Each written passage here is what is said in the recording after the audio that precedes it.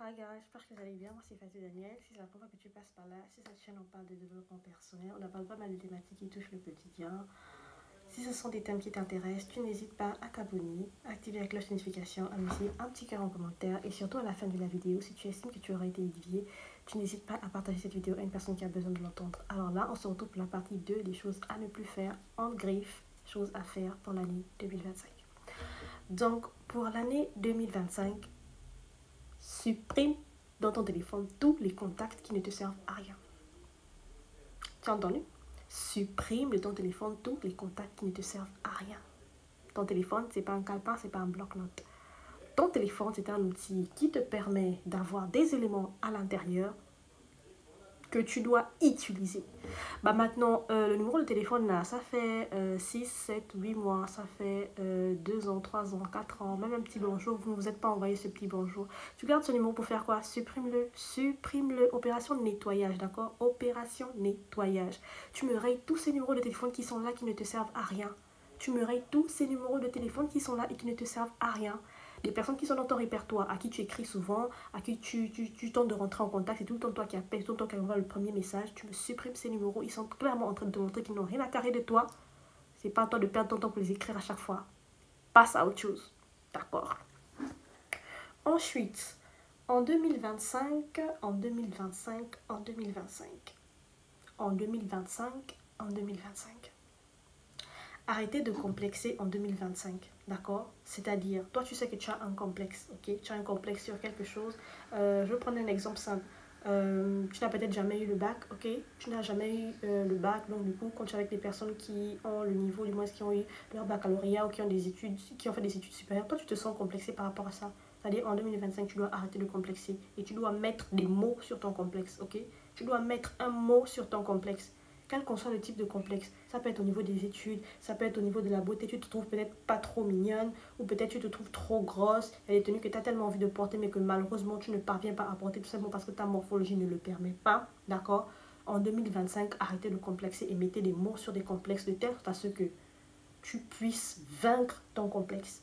Si ton problème, c'est au niveau, par exemple, intellectuel, il y a un niveau d'études que tu as toujours voulu atteindre et que tu n'as pas eu les possibilités de pouvoir atteindre en 2025, donne-toi les possibilités d'atteindre ce niveau-là, ok? S'il faut te réinscrire quelque part à l'école, refaire une formation pour atteindre le niveau que tu souhaites atteindre, n'hésite pas à le faire, fais-le. Et arrête, mets un terme à ce complexe dans ta vie. Si c'est une question de morphologie, tu te trouves trop grosse ou peut-être trop mince, bref, commence à revoir ton alimentation, va t'inscrire en salle de sport, commence à te prendre en main. Va sur les réseaux sociaux, il y a de très bonnes chaînes YouTube où on parle d'alimentation, de fitness et tout le reste.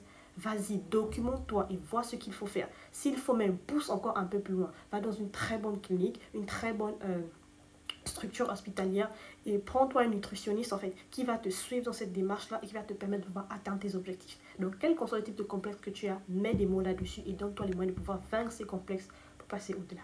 D'accord? Ensuite, pour l'année 2025, on ne se fait pas enceinter par qui que ce soit alors qu'on sait qu'on n'est pas marié.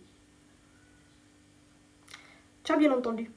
On ne se fait pas enceinter par qui que ce soit alors qu'on sait qu'on n'est pas marié. Là, je m'adresse aux femmes. D'accord? Toi, tu es une meuf, tu sais que tu n'es pas mariée, tu sais que tu n'as pas de bague au doigt. Aucun homme n'est venu déposer une dot chez tes parents. Personne n'a mangé, personne n'a bu comme on le dit souvent. Tu vas pas aller te faire enceinter par celui-là. Non, désolé. S'il veut t'enceinter, qu'il t'épouse d'abord et vous faites des enfants après.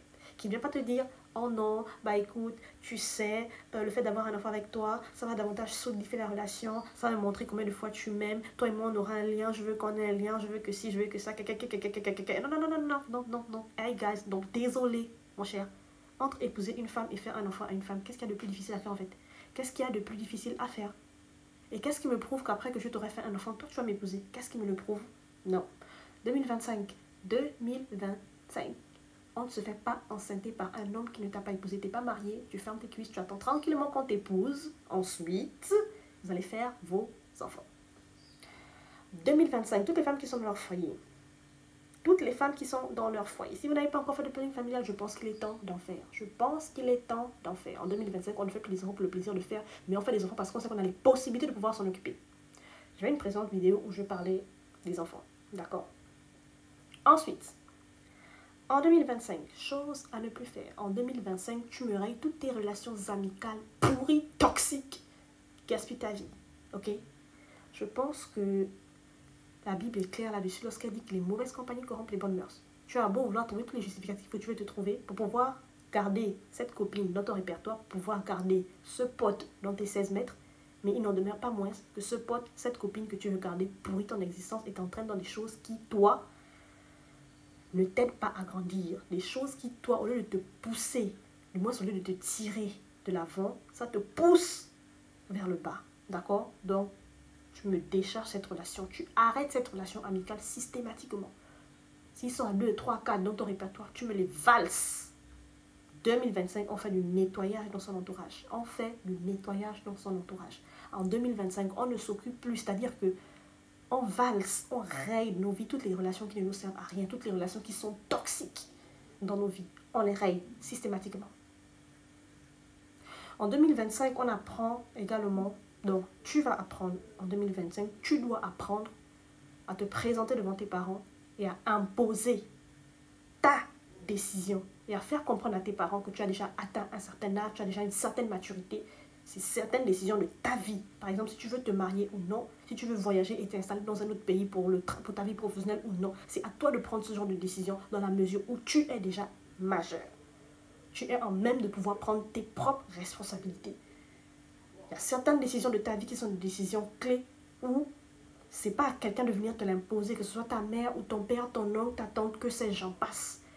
Il y a des décisions clés de ta vie où c'est toi-même qui dois être capable de prendre la décision, de te mettre devant tes parents et de dire « Écoutez, je vous respecte, je vous aime bien, je suis d'accord avec ce que, du moins avec le fait que vous me conseillez, parce que tout simplement vous voulez mon bien, mais moi, voilà ma décision. C'est ma décision. J'ai décidé que je vais me marier avec telle femme, je vais le faire, que vous le vouliez ou non.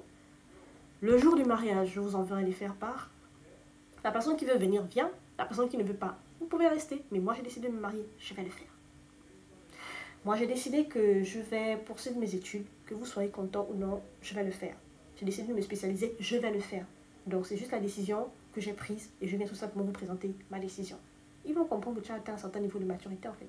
C'est pas de la désobéissance. Ceux qui vont peut-être voir ça comme de la désobéissance, du manque de respect ou que sais-je. Mais ils vont comprendre que tu es déjà en âge de pouvoir prendre tes propres responsabilités. Ça, on appelle ça aussi un certain niveau de maturité, en fait. Ils vont comprendre que, bah ouais, tiens, celui-là, il a grandi. Ah ouais, il a grandi, très clairement. Donc en 2025, évitez de laisser vos décisions influencer par votre entourage. Et évitez de laisser vos décisions influencer par votre entourage. Je m'explique. Alors, c'est-à-dire, toi comme ça, tu as décidé de lancer un business. Tellement tu parles trop, tu bavardes trop, d'accord? Tu commences à en parler aux gens autour de toi et il n'y a pas mal de gens qui te découragent. Oh non, tu vas faire ça comment? Tu as quelle force pour faire ça et tout le reste? Regarde telle affaire, ça, regarde là où ça va conduire. Regarde ci, regarde ça, regarde. Tu n'as même pas le niveau qu'il faut pour faire ci, tu n'as même pas le... Tandis que toutes les personnes à qui tu en parles, on va dire, les 90% des personnes que tu en parles de ton projet te découragent dans le sens où il ne faut pas mettre en place tel ou tel projet. En toi, au fond de ton cœur, tu es persuadé que tu vas le faire en fait. Il y a plusieurs années déjà, tu murmures ce projet au fond de toi. Il y a plusieurs années déjà, c'est-à-dire ce projet est à l'état embryonnaire en fait. Tu as eu le temps de mûrir ce projet. Et là, maintenant, tu te dis que là, il est temps de mettre en place le projet. Mais tu en parles autour de toi et les gens autour de toi sont convaincus que tu ne dois pas mettre en place le projet. Tu prends un peu de recul, tu t'assois, tu réfléchis, tu pries, tu demandes à Dieu. Et ce que Dieu va te dire là, tu fais. Soyez sensible, soyez sensible. Dieu parle toujours. Et si après avoir prié, après avoir fait toutes ces choses-là, même s'il faut faire un travail spirituel, un jeûne d'Esther, tu le fais. Si après avoir fait tout ça, tu restes convaincu dans ton cœur que ce projet, tu veux le mettre en place, mets ton projet en place. C'est peut-être là une manière que le Seigneur passe pour pouvoir te parler, te dire, quelque chose ce qu'on peut dire autour de toi. Si j'ai mis dans ton cœur cette volonté, ce projet-là, c'est que je sais que tu as les capacités de pouvoir y arriver. Donc vas-y, lance-toi. Vas-y, lance-toi. Et même lorsque tu vas te lancer, il est fort probable que tu puisses te retrouver, de rencontrer des difficultés sur ta route. Il est fort probable que tu puisses rencontrer des péripéties à un point où tu te dis, ah non, tiens, les autres ils avaient raison. Il ne fallait pas que je me lance là-dedans. Il ne fallait pas que je me lance, non. Laisse-moi te dire aujourd'hui que l'échec fait partie de la réussite. L'échec fait partie de la réussite. C'est pas parce que tu as lancé le business, ça n'a pas marché, que tu vas te dire c'est bon, je croise les bras. Non. On échoue la véritable... C'est-à-dire que le véritable échec, c'est lorsque tu décides d'arrêter d'essayer en fait. C'est lorsque tu décides d'arrêter d'essayer. Tant que tu continues d'essayer, le jour viendra où tu vas réussir. Et quand tu vas réussir, ta réussite sera tellement fulgurante à un point où les gens autour de toi diront ah bah tiens, celui-là on l'avait négligé, hein. Tiens, tiens, tiens, tiens, tiens. Ils seront tellement étonnés de tes résultats.